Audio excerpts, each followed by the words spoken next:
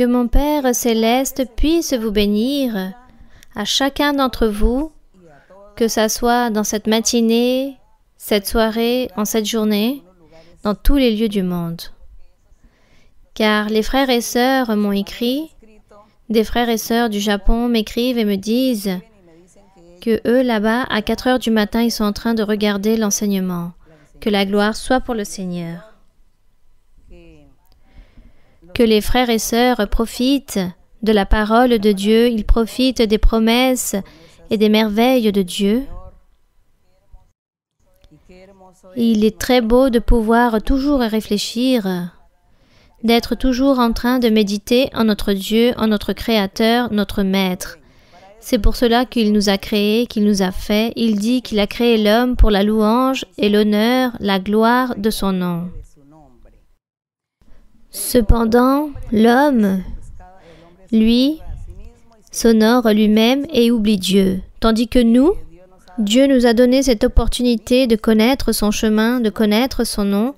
Alors nous sommes en train d'en profiter, en train de jouir de cette merveilleuse présence de Dieu, de la présence de l'Esprit Saint, d'un Dieu vivant, d'un Dieu de pouvoir qui est en train de nous regarder, de nous écouter, un Dieu en esprit. Peut-être nous ne le voyons pas physiquement, nous ne voyons aucune matière, mais lui, il est là parmi nous, et son esprit se trouve aussi parmi ceux qui l'invoquent en vérité, pour ceux qui disposent leur cœur pour invoquer le nom de Dieu, croire en lui, l'aimer, le valoriser et le respecter. Voilà, c'est ce qu'il y a de plus beau et le plus important, et nous nous sentons très fiers d'avoir connu ce chemin si merveilleux. Donc ce soir, je donne de grandes salutations remplies de tendresse à tous les hommes et femmes, à toutes les personnes âgées, à tous les enfants qui assistent à l'Église de Dieu ministériel de Jésus-Christ international, et aux personnes aussi qui ne se réunissent pas ou qui n'ont pas eu encore l'opportunité de connaître l'Église, mais à travers vos familles, à travers vos amitiés, les voisins, vous aussi, vous êtes en train de connaître cette œuvre si merveilleuse. De grandes salutations pour vous tous et que Dieu puisse vous bénir, que Dieu puisse être toujours avec vous et qu'il puisse écouter vos prières. Que Dieu puisse tendre sa main, qu'il puisse tous vous bénir, ainsi comme Dieu nous a toujours bénis, tous ceux qui connaissons sa parole, son nom. Gloire au Seigneur. Alors, nous ici, dans notre méditation, dans la réunion que nous réalisons, nous chantons au Seigneur un hymne sans musique, sans mélodie, juste comme ça, avec notre gorge, avec notre voix que Dieu nous a donnée. Nous chantons au Seigneur l'hymne 33 qui a pour titre « Que Jésus-Christ vienne sans tarder ». Nous allons donc chanter avec tout notre cœur. Avec tout notre cœur, nous serons en train de chanter cet hymne et en train de méditer aussi en lui, en train de méditer en ce message, en sa parole. Nous allons donc le réaliser avec beaucoup d'allégresse et vous tous aussi, là-bas chez vous, assis, vous serez très à l'aise là où vous vous trouvez avec l'hymne 33, « Jésus-Christ vient sans tarder ». Nous serons en train de chanter à notre Dieu. Il dit ainsi. A Jesucristo ven sin tardar, que entre nosotros hoy Él está, y te convida con dulce afán, tierno diciendo ven. Oh, cuán grata nuestra reunión, cuando haya, Señor, en tu mansión, contigo estemos en comunión, gozando eterno bien. Piensa que Él solo puede colmar tu triste pecho de gozo y paz, y porque anhela tu bienestar, vuelve a decirte ven. Oh, cuán grata nuestra reunión, cuando haya, Señor, Señor, en tu mansión. Contigo estemos en comunión, gozando eterno bien. Su voz escucha sin vacilar y grato acepta lo que hoy te da. Tal vez mañana no habrá lugar, no te detengas, ven. Oh, cuán grata nuestra reunión, cuando haya, Señor, en tu mansión.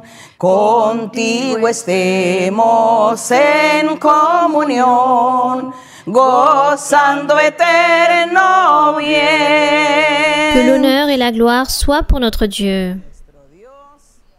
Et ainsi, avec nos cœurs en train de louer le Seigneur, aujourd'hui aussi nous allons réaliser notre méditation sur la parole de Dieu par rapport à un sujet qui est très important, car certains frères et sœurs, certaines personnes m'ont écrit et me parlent beaucoup, me demandent qu'il faut réaliser un jeûne, que nous devons jeûner et que nous devons tous être à jeun afin que notre Dieu puisse se rappeler de nous, pour que Dieu puisse agir et que le Seigneur soit promptement en train d'ôter cette épidémie. Eh bien, aujourd'hui, nous allons donc parler le sujet par rapport au jeûne et nous allons lire sur un titre qui parle du véritable jeûne qui se trouve dans Ésaïe, dans le livre du prophète Ésaïe, chapitre 58. Alors que chacun d'entre vous ouvrez vos Bibles dans le prophète d'Ésaïe, chapitre 58, où il dit ainsi, par rapport au véritable jeûne. Mais avant de commencer à méditer par rapport au jeûne, en quoi consiste-t-il? Qu'est-ce que cela signifie jeûner? Nous voyons à travers l'histoire, dans tout ce que nous avons lu dans la Bible, et lorsque nous avons lu là-bas dans Deutéronome, lorsque Moïse est monté sur la montagne de Sinaï pour recevoir la loi de Dieu, les 10 commandements,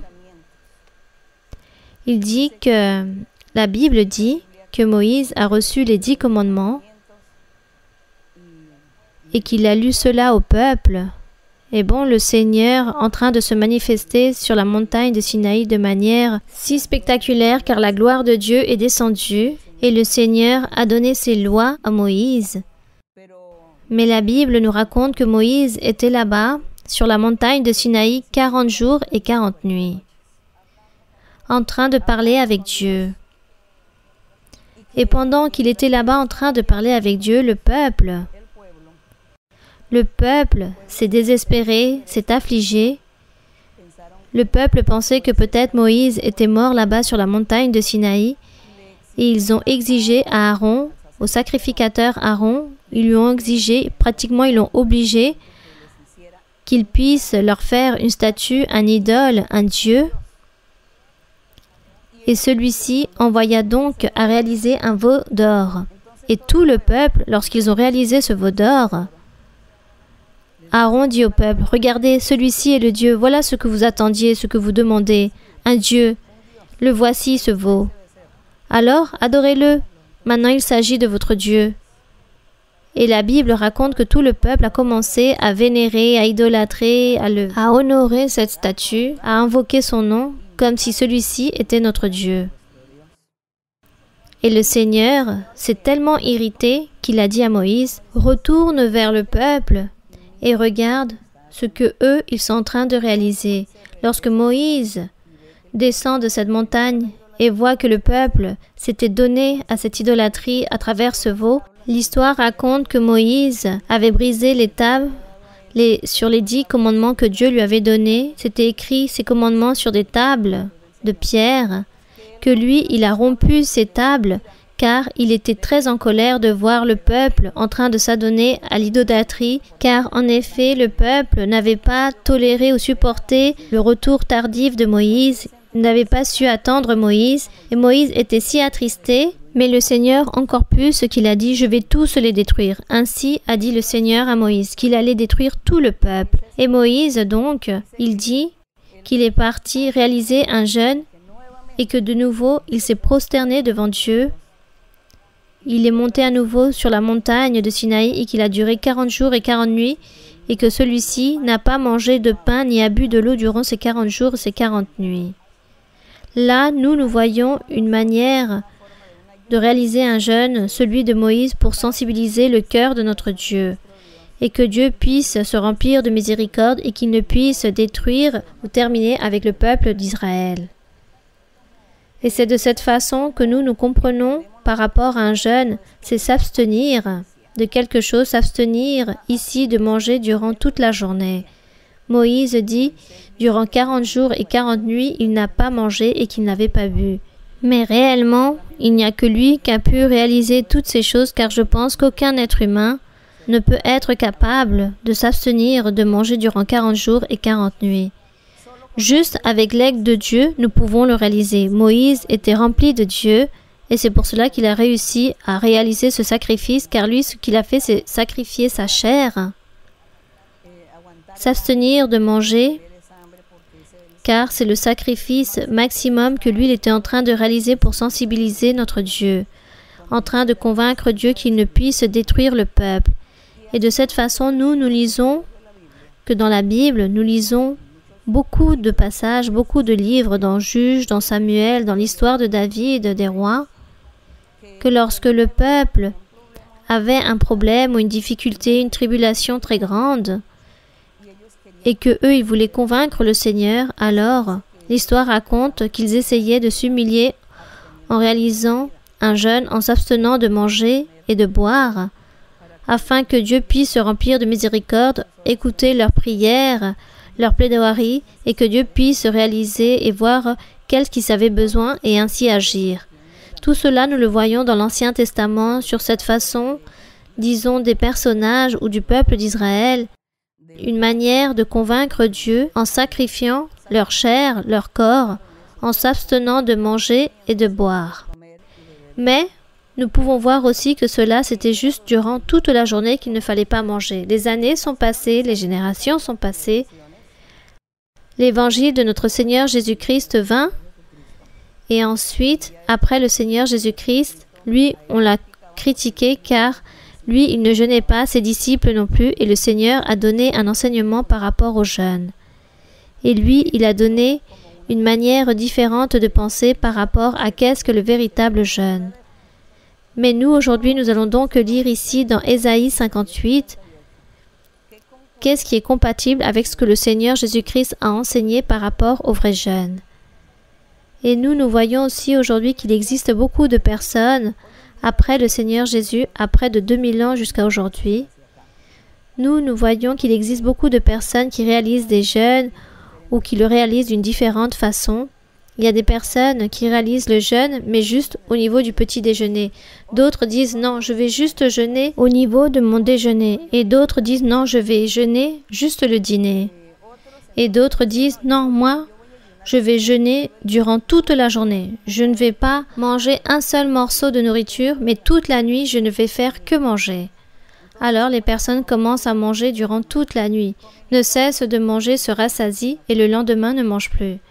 Réellement, ce n'est pas réaliser un jeûne, cela ne plaît pas devant Dieu, cela ne sert à rien, cela ne sert vraiment à rien, tous ces sacrifices que les personnes disent « Non, moi je vais jeûner le petit déjeuner » ou « Pendant la journée, je vais m'abstenir de juste de ne pas manger de la viande. Je ne vais pas manger de la viande car je vais réaliser un jeûne. » Mais réaliser un jeûne, c'était ne manger absolument rien, même pas un seul morceau. Mais les personnes disent « Non, aujourd'hui je ne veux pas manger de la viande, mais je vais manger du riz et d'autres choses, des fruits par exemple. » Ça, ce n'est pas un jeûne. Rien de cela. Ou du moins, pas comme ça selon notre Dieu. Selon ce que nous lisons ici dans la Bible, nous allons donc lire pour voir qui a raison. Si ceux qui jeûnent par rapport à la viande, au petit déjeuner ou durant la journée et le soir se rassasie. Nous allons donc voir qui a raison selon Ésaïe chapitre 58, où il dit ainsi. « Crie à plein gosier, ne te retiens pas. Élève ta voix comme une trompette et annonce à mon peuple ses iniquités, à la maison de Jacob ses péchés. » Dieu ici était très irrité avec le peuple d'Israël. Il a dit à Ésaïe que lui, il devait prophétiser, parler au peuple, qu'ils devaient se repentir de leurs péchés, de ce qu'ils étaient en train de commettre, car le Seigneur était très irrité. Dans le verset 2, il dit « Tous les jours, ils me cherchent, ils veulent connaître mes voies. » Comme une nation qui aurait pratiqué la justice et n'aurait pas abandonné la loi de son Dieu. Ils me demandent des arrêts de justice, ils désirent l'approche de Dieu. Puis, ils disent, le peuple d'Israël dit, « Que nous sert de jeûner si tu ne le vois pas? De mortifier nos âmes si tu n'y as point égard? Voici le jour de votre jeûne. Vous vous livrez à vos penchants et vous traitez durement tous vos mercenaires. » Le Seigneur ici commence à critiquer et à réprimander ce jeûne que eux, ils étaient en train de réaliser. Ils jeûnaient, mais eux, ils pensaient que par le fait de s'abstenir de manger dans la journée, cela était suffisant pour que Dieu puisse répondre à leurs pétitions ou puisse leur donner tous les souhaits qu'ils avaient dans leur cœur. Dans le verset 4, il dit « Voici, vous jeûnez pour disputer et vous querellez, pour frapper méchamment du poing. Vous ne jeûnez pas comme le veut ce jour, pour que votre voix soit entendue en haut. » Donc eux, ils étaient en train, oui, de jeûner, mais ils criaient à voix haute en disant « Oui, nous sommes en train de jeûner, nous avons jeûné, pour que vous puissiez savoir que oui, nous réalisons beaucoup de choses pour Dieu. » Eux, ils publièrent leur jeûne et voulaient que tous puissent savoir que eux, ils étaient en train de réaliser un jeûne. Mais le seul qui n'était pas en train d'écouter ou de voir ce jeûne, c'était notre Dieu, car eux, ils étaient en train de réaliser des iniquités. Ce n'était pas ce jeûne que Dieu attendait du peuple d'Israël. Et non seulement du peuple d'Israël, mais aussi de chacun d'entre nous, de n'importe quelle personne. Quiconque qui dise « Seigneur, je vais m'abstenir de manger durant une journée, 2 journées, je vais me sacrifier car je veux que tu puisses m'écouter. Je veux que tu puisses entendre ma prière, que tu puisses répondre à ma prière. Je veux, Seigneur, que tu puisses me garder, me protéger. Regarde, Seigneur, on est en train de me menacer, on va m'enlever. Donc moi, je vais réaliser ce jeûne pour que tu puisses m'aider. » Mais la personne réalise le jeûne, mais Dieu ne l'écoute pas. Dieu n'écoute pas cette personne, ni va même lui répondre. Ainsi est passé au peuple en cette journée. Mais pourquoi? Dans le verset 5, Dieu donne une réponse. « Est-ce là le jeûne auquel je prends plaisir? Un jour où l'homme humilie son âme, courber la tête comme un jonc, et se coucher sur le sac et la cendre? Est-ce là que tu appelleras un jeûne? » Anciennement, les personnes réalisaient le jeûne ainsi, se couchant sur un sac et la cendre. Les personnes se jetaient à terre et se vernissaient de cendre, de la tête aux pieds, et en s'habillant d'une couleur noire. Ainsi, ils réalisaient le jeûne auparavant. Et le Seigneur leur dit, « Appellerez-vous cela un jeûne ou un jour agréable à l'Éternel? En faisant toutes ces choses, est-ce le jeûne que j'ai choisi? Et quand ce jour vous êtes en train d'affliger votre âme, vous êtes en train de vous lamenter, de pleurer, ce jour-là, vous ne vous lavez même pas, vous ne vous changez même pas d'habit, vous ne faites absolument rien en disant et en train de démontrer que vous êtes en train de jeûner pour que toutes les personnes puissent voir que vous êtes pâle par le fait de s'abstenir de manger et ensuite vous vêtissez d'un vêtement noir et vous vous couvrez de cendres. Appelez-vous cela un jeûne? Appelez-vous cela un jour agréable à l'Éternel? » Alors le Seigneur leur demande, tout cela dans le verset 6. Voici le jeûne auquel je prends plaisir. Ainsi dit le Seigneur. Regardez le véritable jeûne. Le jeûne que Dieu a choisi est le suivant. Détache les chaînes de la méchanceté, c'est-à-dire que l'homme ou la femme ne soit pas méchant, que les personnes ne réalisent pas la méchanceté, que les personnes ne réalisent pas d'iniquité, que les personnes ne réalisent pas des choses mauvaises aux autres. Car votre prochain, ça peut être votre femme, votre mari, votre fils, votre fille, vos proches, votre père, votre mère, vos voisins, vos amis, tous ceux qui vous entourent. Eux, c'est le prochain. Et cet homme ou cette femme, alors, sont en train de réaliser des actes mauvais, injustes. Celui-ci est en train de réaliser un mal, en train de blesser une personne, à la personne la plus proche qui se trouve auprès de lui. Pour ceux qui sont proches. Voilà ce qu'on appelle être méchant. Une chaîne de méchanceté.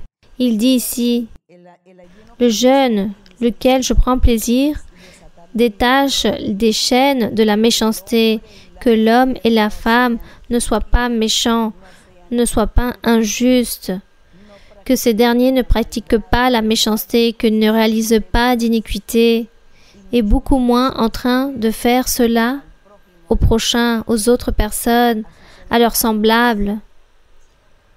Au contraire, la personne doit se délier, se détacher de toute méchanceté, de tout péché, de toute iniquité, renoncer à tout cela et plutôt offrir de la miséricorde, de l'amour à son prochain. Tendre la main à son prochain et être miséricordieux au moment du besoin.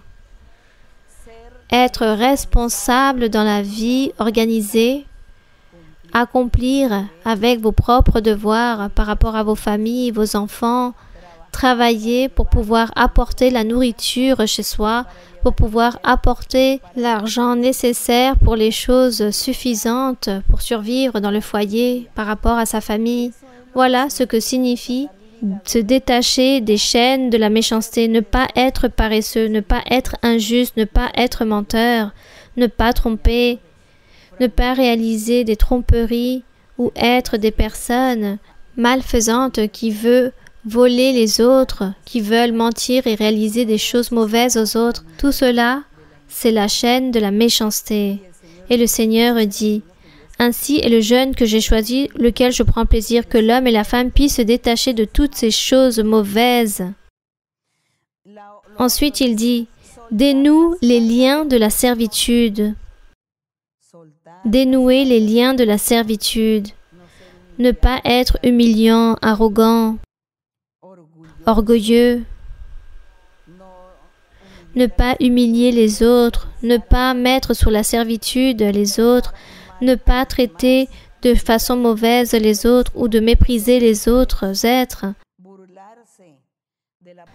ne pas se moquer des gens, des personnes pauvres, ou se moquer de la faiblesse des autres, de la pauvreté des êtres, ne pas non plus ôter à celui qui n'a pas la seule chose qu'il a, ou lui voler, lui mentir, lui tromper. Voilà, lorsqu'il dit « Renvoie libre les opprimés et dénoue les liens de la servitude ». Ceux qui sont dans le besoin, une personne qui est opprimée, c'est une personne qui manque de toutes les choses pour survivre, qui n'a pas peut-être de travail, ou qui ne trouve qui puisse lui tendre la main, qui puisse l'aider, qui puisse lui enseigner, qui puisse le diriger et le conduire vers le bon chemin.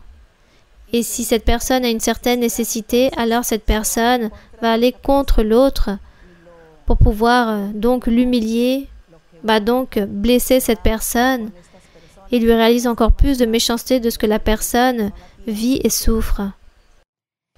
Et le Seigneur dit, le jeûne que j'ai choisi aussi, c'est qu'il faut rompre toute espèce de joug. Mais joug de quoi? Joug de la servitude dans quel sens? Les plus forts, les plus puissants, ceux qui connaissent plus de choses, alors humilient à celui qui sait moins, à celui qui n'a ni voix ni vote, à celui qui n'a aucun pouvoir, face à celui qui ne peut pas parler, qui n'a pas d'autorité.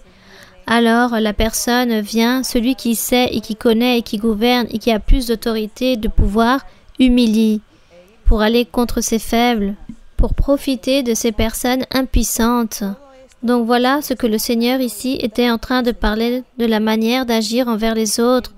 Celui qui est plus puissant alors humilie celui qui est faible, qui est impuissant. Il l'humilie, il lui enlève, il le dérobe, le ment, le trompe ou l'asservit.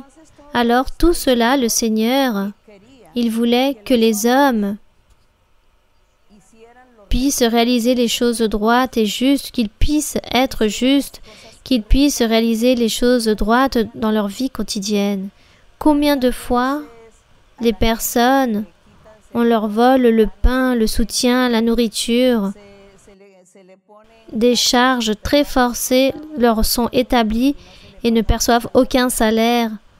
On ne leur donne pas réellement ce que la personne a besoin ou mérite selon leur propre travail, selon leur propre capacité. Au contraire, les gens refusent de les payer. Tout cela, nous le voyons dans le monde, dans la vie. Tout cela, le plus puissant le voit, le connaît, celui qui est plus fort, celui qui vit bien. Mais pour ceux qui sont faibles, impuissants, qui n'ont aucune autorité, qui n'ont pas de loi, qui n'ont pas de pouvoir, alors ce sont ces personnes qui sont opprimées, humiliées. Et le Seigneur, voilà ce qu'il était en train de voir à l'époque dans le peuple d'Israël. Mais il s'avère que cela n'est pas resté que dans l'histoire. Cela n'est pas resté seulement à cette époque, car aujourd'hui aussi nous voyons beaucoup de choses, beaucoup d'injustices, beaucoup d'inéquité. Nous voyons beaucoup de cela, car les personnes ne connaissent pas Dieu. À l'époque, le peuple d'Israël connaissait Dieu, car Dieu s'était fait connaître à eux, et Dieu leur avait donné ses commandements, ses lois. Aujourd'hui, il existe beaucoup de personnes, des milliers de personnes, ou peut-être même des millions qui ne connaissent pas Dieu. Et comme les personnes ne connaissent pas Dieu, alors celles-ci sont en train de vivre cette vie de méchanceté, cette vie d'oppression, cette vie d'humiliation et d'aller contre ceux qui sont faibles. Ces personnes ne connaissent pas Dieu. Même si aujourd'hui, dans certains cours de classe, dans les établissements d'enseignement, d'éducation, on enseigne des valeurs, mais tout cela se regroupe dans une matière, dans un enseignement. Et les personnes disent, c'est très beau ce qu'on m'a enseigné, c'est très beau de faire toutes ces choses. Mais personne n'a cette peur.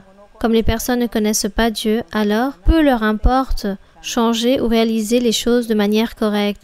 Car personne ne s'intéresse d'avoir des valeurs ou de réaliser des valeurs, ni avoir des fruits ou des qualités. Peu leur importe.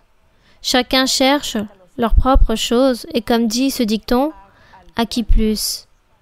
À celui qui est plus averti, plus intelligent, le plus astucieux peut-être. Voilà ce que nous voyons. C'est pour cela que nous, ceux qui avons connu la parole de Dieu, nous sommes en train de lutter. Nous sommes en train de nous efforcer pour que le nom de notre Dieu puisse être connu dans le monde entier. Et grâce aux médias sociaux, à cette technologie, car je pense que nous allons pouvoir réussir, que le monde puisse connaître que Dieu existe, que Dieu vit, que Dieu est réel, et que les personnes doivent connaître Dieu, car lorsque nous cessons de commettre toutes ces injustices et toutes ces méchancetés, lorsque nous détournons du mal, du péché, et nous faisons de belles choses, alors les personnes sont heureuses, toutes celles qui nous entourent se sentent heureuses à nos côtés, et Dieu aussi s'allègre, alors Dieu commence à envoyer des pluies de bénédictions. Donc l'enseignement est pour que tous nous puissions recevoir une bénédiction de Dieu à travers les faits, à travers vos œuvres, par rapport à votre manière d'agir. Vous devez connaître Dieu. Vous devez savoir comment est Dieu, qu'est-ce qu'il aime, et faire la volonté de Dieu. Et Dieu vous récompensera. Dieu enverra beaucoup de cadeaux, beaucoup de bénédictions. Cela n'est pas juste pour ses fils, à ceux qui connaissent déjà sa parole, ceux qui le louent ou ceux qui se réunissent dans les églises constamment, mais aussi pour vous qui un jour, ou peut-être vous nous êtes rappelés de Dieu, et que de temps en temps, vous priez, vous invoquez le nom de Dieu. Ah mon Dieu, ah Seigneur aide-moi, et c'est tout, pas plus. Cependant, si vous, un jour, vous avez eu dans votre cœur cette sincérité pour Dieu, pour connaître Dieu, pour faire quelque chose de beau pour Dieu, Dieu sûrement se fera connaître et Dieu va se révéler à vous, il va vous enseigner et va vous dire « Oui, j'existe et je vois comment tu es, je vois ta vie, je vois ton entrée, ta sortie, ton chemin, tes pensées, je connais tout de toi. » Un jour, Dieu vous dira toutes ces choses. Alors, ne vous sentez pas absolument si méprisé ou si éloigné du chemin de Dieu. Nous sommes en train de parler ici, en train de faire connaître un Dieu vivant et puissant. Et les frères et sœurs qui connaissent déjà notre Dieu, alors vous savez et vous avez cette connaissance. Mais pour ceux qui ne connaissent pas le Seigneur, ça c'est l'invitation pour que vous puissiez connaître ce Dieu qui est puissant, car lui il veut que nos œuvres puissent être bonnes. Alors le Seigneur, ici même, il était en train de dire aussi au peuple, il leur dit, « Le véritable jeûne que j'ai choisi, c'est que tu puisses partager ton pain avec celui qui a faim. » Dans le verset 7, il dit ainsi, « Le véritable jeûne que j'ai choisi, lequel je prends plaisir, partage ton pain avec celui qui a faim et fais entrer dans ta maison les malheureux sans asile. » Donc ceux qui vivent dans les grandes villes n'ont pas besoin de faire entrer des personnes dans leur maison, car aujourd'hui il existe des hôtels, il existe tant de choses. Mais il y a eu un temps où les personnes, disons, ne hébergeaient pas une personne qui se trouvait dans un chemin, donc la personne devait dormir sous un arbre ou sous un pont. Et cela déplaisait à Dieu. Cette attitude des personnes, au lieu de dire « Viens, je t'offre mon toit pour que tu puisses revenir et dormir ici ». Aujourd'hui, nous ne voyons plus tant ce phénomène, car aujourd'hui, il existe les avions, les moyens de transport, les automobiles, il existe des hôtels. Donc, les personnes ont un autre genre de nécessité. Sûrement, il existe un hôtel, mais peut-être la personne a besoin que la personne puisse lui payer l'hôtel, car oui, j'ai un hôtel, mais je n'ai pas d'argent où dormir pour payer cet hôtel. Alors, viens, je te donne cet argent pour que tu puisses dormir dans cet hôtel. C'est comme donner un hébergement dans votre maison. Et le Seigneur dit aussi ici, si tu vois un homme nu, couvre-le. Et ne te détourne pas de ton semblable. Lorsque ton frère est dans le besoin, ne te détourne pas de lui. Alors, c'est pourquoi le Seigneur dit, ne te détourne pas de ton semblable, de ton prochain, de cette personne qui est dans le besoin, tends-lui la main. Et la personne, si elle n'a pas de vêtements pour s'habiller et si toi tu en as, donne-lui. Voilà ce que Dieu veut. Cela s'est produit auparavant, mais encore aujourd'hui, qu'il fallait habiller la personne qui n'a pas de vêtements, à celui qui est nu, donner à manger à ton semblable, car celui-ci n'avait pas de quoi manger. Car depuis que Dieu a créé l'homme, depuis que Dieu a créé Adam et Ève, et durant toutes les générations qui se sont multipliées, toute cette évolution qui s'est développée dans les populations, il y a eu toujours des personnes pauvres et des personnes riches. Dieu l'a voulu ainsi. Nous n'allons pas dire pourquoi. Et Dieu a dit que les riches puissent aider ceux qui sont opprimés, ceux qui sont pauvres. Mais ce n'est pas juste les riches, car nous, les croyants en Jésus-Christ, peut-être nous ne sommes pas riches ou milliardaires, nous avons les choses nécessaires pour vivre, mais peut-être il y a des personnes qui n'ont même pas les choses nécessaires. Alors pourquoi ne pas aider cette personne? Oui, il faut s'inquiéter pour les autres, avec beaucoup d'amour, tendre la main aux êtres et leur donner une nourriture, un vêtement. Voilà ce que disait le Seigneur, qu'il fallait réaliser toutes ces choses avant de jeûner ou avant de s'abstenir de manger. Car voilà ce que les autres faisaient. Ils s'abstenaient de manger durant 1 ou 2 journées. Les personnes jeûnaient et pensaient qu'avec cela, Dieu allait les bénir et allait répondre à tous leurs besoins. Et Dieu disait que ça, c'était pas le jeûne que lui, lequel il prenait plaisir. Donc regardez le jeûne, comment doit être ce jeûne. Et il dit ici, et lorsque tu vas couvrir celui qui est nu, ne te détourne pas de ton semblable. Dans le verset 8, il dit, si tu fais toutes ces choses qui viennent d'être mentionnées, alors ta lumière poindra comme l'aurore. Ta lumière poindra comme l'aurore. Et ta guérison germera promptement. Gloire au Seigneur. Qu'est-ce que cela de la lumière poindra comme l'aurore? Donc viendra toutes les bénédictions de Dieu vers cet homme ou cette femme qui ont été généreux, qui ont été miséricordieux, bons, et qui ont réalisé de bonnes œuvres, qui ont réalisé beaucoup de choses correctes pour plaire à Dieu. Alors le Seigneur aussi fera pleuvoir sur eux des bénédictions. Et il dit, ta justice marchera devant toi. Donc Dieu commencera à bénir ces personnes, hommes ou femmes, et il leur dira, oui, continuez ainsi vers l'avant, ne péchez pas, et moi je vous donnerai la vie éternelle. Gloire au Seigneur, la vie éternelle. Et il dit aussi ici, ta justice marchera devant toi.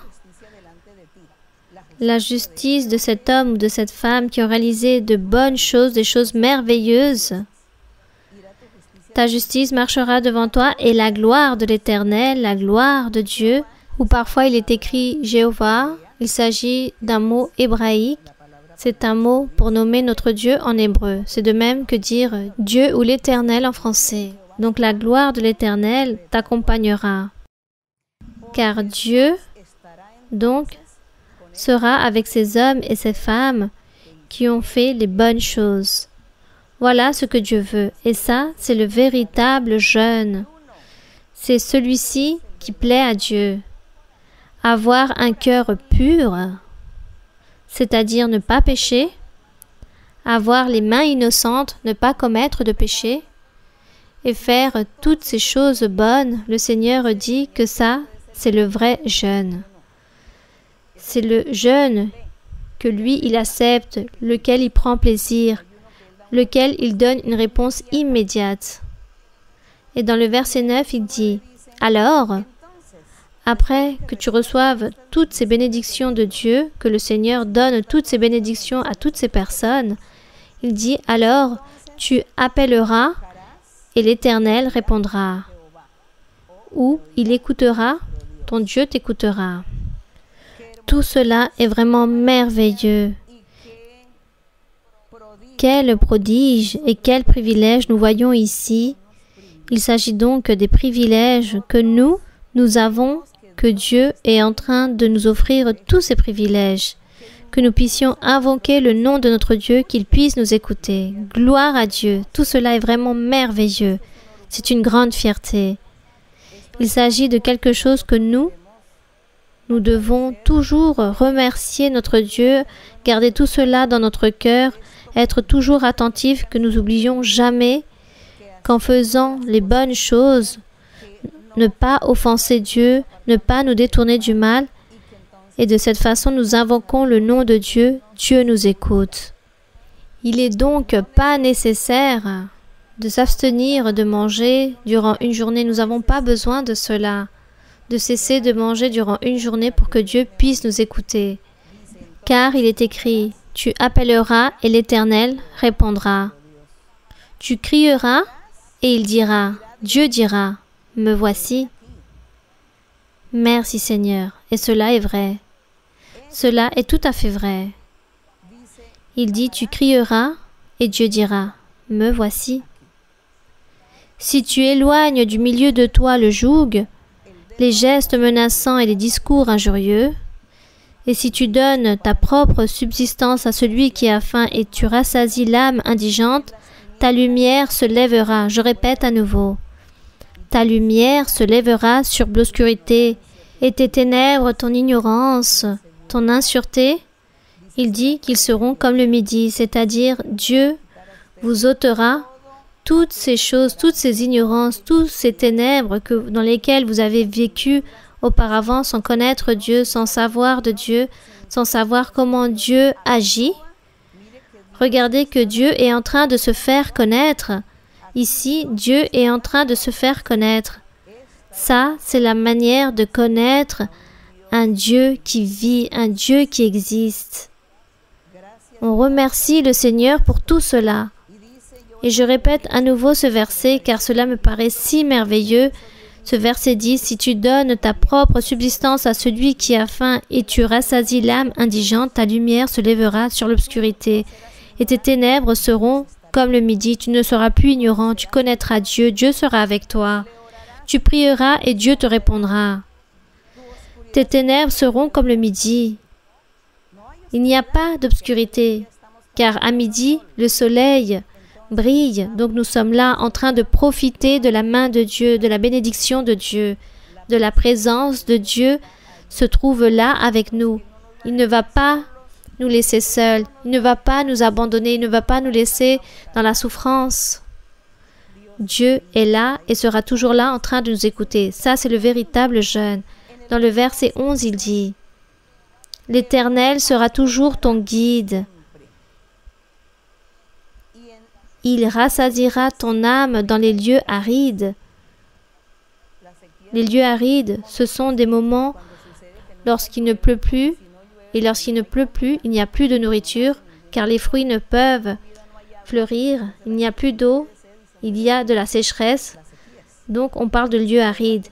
Donc Dieu sera toujours ton guide, il rassasiera ton âme dans les lieux arides et il redonnera de la vigueur à tes membres. Et tu seras comme un jardin arrosé, comme une source dont les eaux ne tarissent pas. Tout cela, ce sont des bénédictions que Dieu offre à tous ces hommes et à toutes ces femmes qui, au lieu de s'abstenir de manger durant toute une journée ou durant 2-3 journées, ou ceux qui mangent durant toute la journée et mangent ensuite pendant la nuit et se rassasient en train de manger, non. Tout cela est la même chose. Donc les hommes et les femmes qui ne réalisent pas cela, mais qui accomplissent tous ces versets, de vouloir faire les bonnes choses, de ne pas pécher, de ne pas réaliser de méchanceté à son prochain et tendre la main à son semblable et être miséricordieux, et etc. Tous ces hommes et toutes ces femmes seront bénis par Dieu pour toujours, car on dit que Dieu sera en train de les guider, comme le berger qui fait paître ses brebis. Celui-ci l'emmène dans des verts pâturages, il les guide vers ses sources d'eau. Voici ce que fait ce berger divin, notre Seigneur, notre Père. Et il dit aussi que celui-ci rassasiera notre âme, il nous donnera la paix, la joie, il nous redonnera de la vigueur, de la santé pour notre corps, il va nous donner la santé et nous serons comme un jardin arrosé et comme une source d'eau, dont ces eaux ne tarisseront jamais. Gloire au Seigneur, la paix, la joie, la santé, le bien-être. Pour tous ces hommes et toutes ces femmes qui pratiquent toutes ces choses merveilleuses pour Dieu, jamais rien ne va leur manquer. Ces personnes seront toujours rassasiées. Nous serons rassasiés si nous obéissons à notre Dieu. Et ici, dans le verset 12, il est écrit, « Les tiens rebâtiront sur d'anciennes ruines. » Les générations futures, toutes les générations, tu relèveras des fondements antiques, on t'appellera réparateur des brèches, celui qui restaure les chemins, qui rend le pays habitable. Il était en train de réaliser une promesse merveilleuse aux fils et des fils, car il dit, toi, tes générations, seront en train de rebâtir toutes ces ruines, car dans leur cœur il y aura Dieu, Ils seront en train de prêcher un Dieu vivant et puissant, car les ruines, c'est un symbole, un cœur qui est affligé, un cœur qui n'a pas Dieu, un cœur qui est vide, un homme, une femme qui ne vit pas avec Dieu, qui ne connaissent pas Dieu. Il s'agit comme d'une ruine ancienne. Il parle donc de génération en génération seront bénis les fils et des fils et des fils de ces hommes et de ces femmes qui font et pratiquent toutes ces choses bonnes pour plaire à Dieu et pour aussi faire du bien à son prochain. Il dit que toutes ces personnes, durant toutes les futures générations, viendront la bénédiction de Dieu et seront appelés réparateurs des brèches, oui, du cœur, de ce cœur qui était détruit à cause du péché, de la méchanceté, de la souffrance. Et un jour, ce cœur a reçu un enseignement de Dieu et on lui a dit, « Viens, viens, car je veux que tu puisses connaître ce Dieu vivant. Connais Dieu, car moi je connais Dieu. Maintenant, je veux que toi, tu puisses connaître Dieu. Écoute-moi, lis la Bible. Prie, prie à ce éternel Dieu, à ce Dieu d'esprit. Ferme tes yeux. Ferme tes yeux et si tu veux te mettre à genoux, tu peux le faire, lever tes mains ainsi. Ferme tes yeux pour que tu ne puisses te distraire avec les choses que tu regardes autour de toi et invoque le nom de Dieu. Dieu, créateur du ciel et de la terre. Dieu qui a créé Adam et Ève, tu nous as créés. J'ai entendu dire que tu as parlé avec Moïse, que tu as parlé aux prophètes. Bon, ce que vous savez ou ce que vous avez entendu parler de Dieu, dites tout cela. J'ai entendu parler tout cela de toi, mon Seigneur. Et moi, je ne te connais pas, mais je veux te connaître. On m'a dit qu'il faut lire la Bible. Je vais le faire. Mais je veux que tu te manifestes dans ma vie. Et si vous dites toutes ces choses, et tout cela vient du cœur, le Seigneur va se manifester dans votre vie. Si vous parlez sincèrement que vous voulez de tout votre cœur connaître Dieu, sentir la présence de Dieu dans votre vie, dans votre cœur, alors Dieu sera en train de se manifester dans votre vie et sûrement il vous enverra un songe ou une vision où il vous dira « Allez à tel endroit et réunissez-vous dans cette église. Continuez à lire la Bible car moi je vais vous bénir. » Voilà ce que fait notre Dieu. Et pour prier Dieu, il n'y a rien de difficile, c'est juste parler à Dieu. Pour prier le Seigneur, nous n'avons pas besoin d'apprendre des mots de mémoire ou un vocabulaire particulier, juste tout ce qui sort de notre cœur. Prier Dieu, c'est parler avec Dieu. C'est comme lorsque vous parlez avec votre meilleur ami et vous lui racontez tous vos besoins. Et vous dites à ce meilleur ami, je suis en train de souffrir, je n'ai pas d'argent, ou je n'ai pas assez d'argent pour recouvrir toutes ces dépenses, mes enfants n'ont rien à manger. Comme lorsque vous parlez à un ami, faites de même avec Dieu. Ça, c'est prier Dieu avec tout votre cœur. Vous le faites ainsi et vous allez voir que Dieu va se manifester dans votre vie. Oubliez donc de toutes ces statues, de tous ces cadres, des arbres, des pierres, ou de toutes ces superstitions, croyances. Oubliez toutes ces choses-là dans lesquelles, dans la vie, on vous a enseigné que c'était peut-être la façon de chercher Dieu ou de clamer le nom de Dieu ou de convaincre Dieu. Dieu, on ne le convainc pas de cette forme.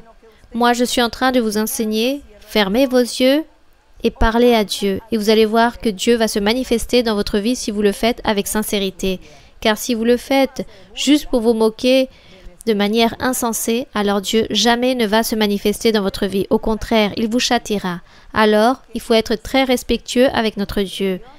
Ça, c'est le véritable jeûne auquel Dieu prend plaisir. Donc, c'est pour cela, ne vous inquiétez pas.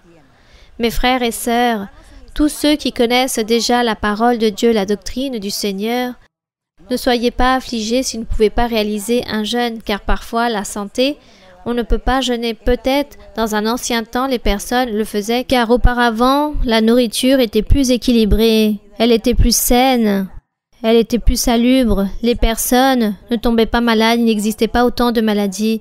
Et en plus, à l'époque, il n'y avait pas encore les malédictions, les maladies.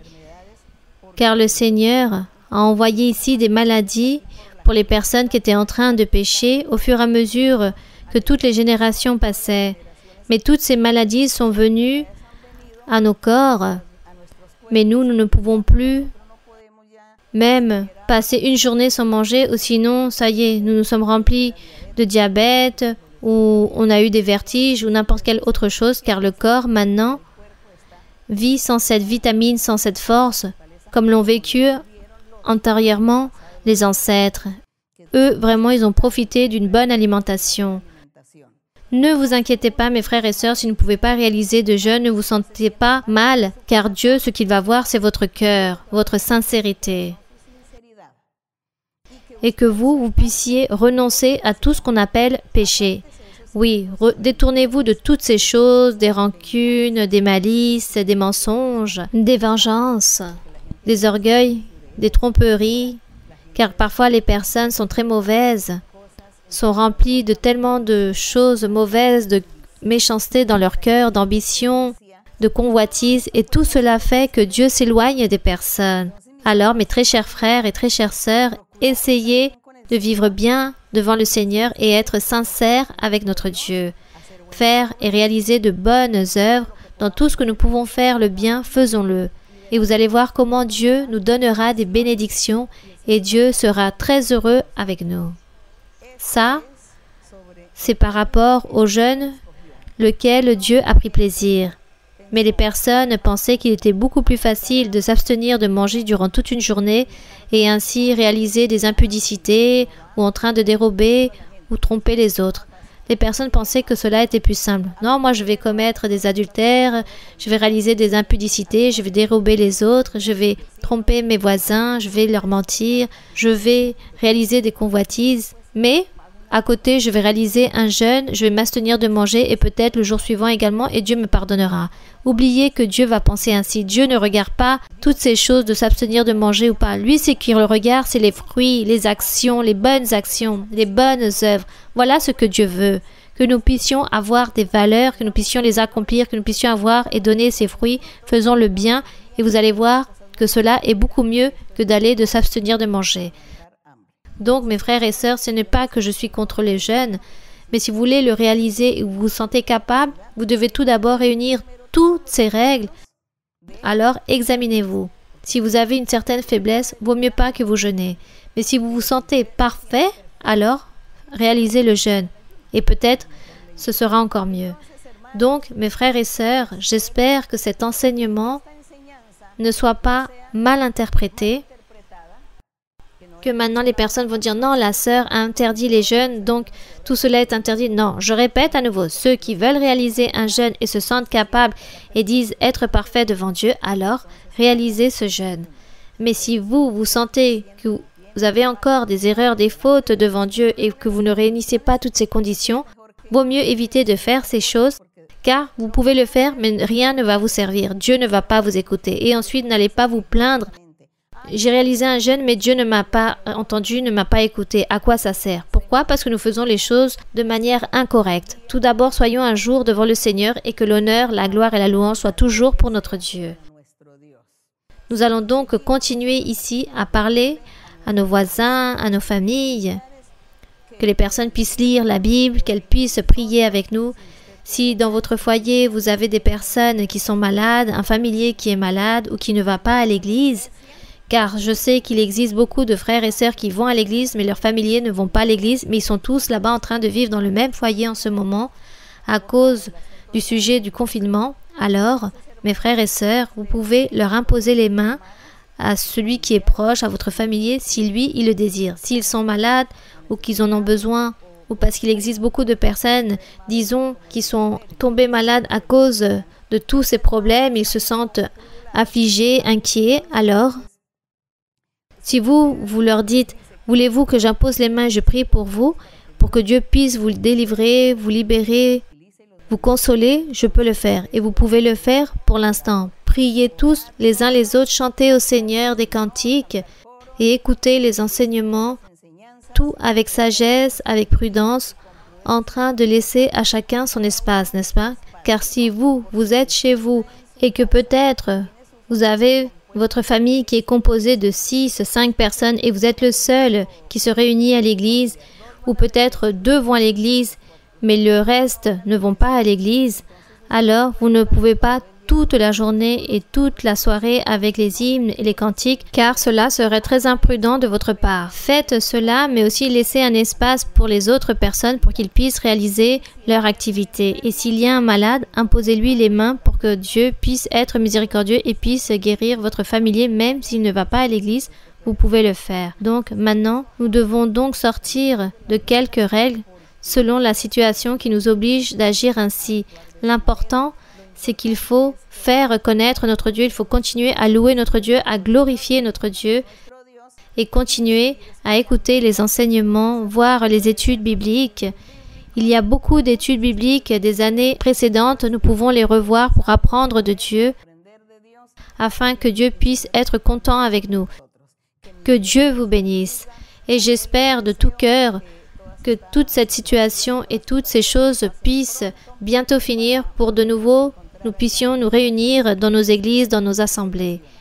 Et parmi toutes ces choses, nous serons donc ainsi avec la même distance, mais très proches en esprit, avec chacun d'entre vous. Que Dieu vous bénisse. Nous allons donc prier notre Père céleste. Et lors de la prière, nous allons émettre toutes les maladies,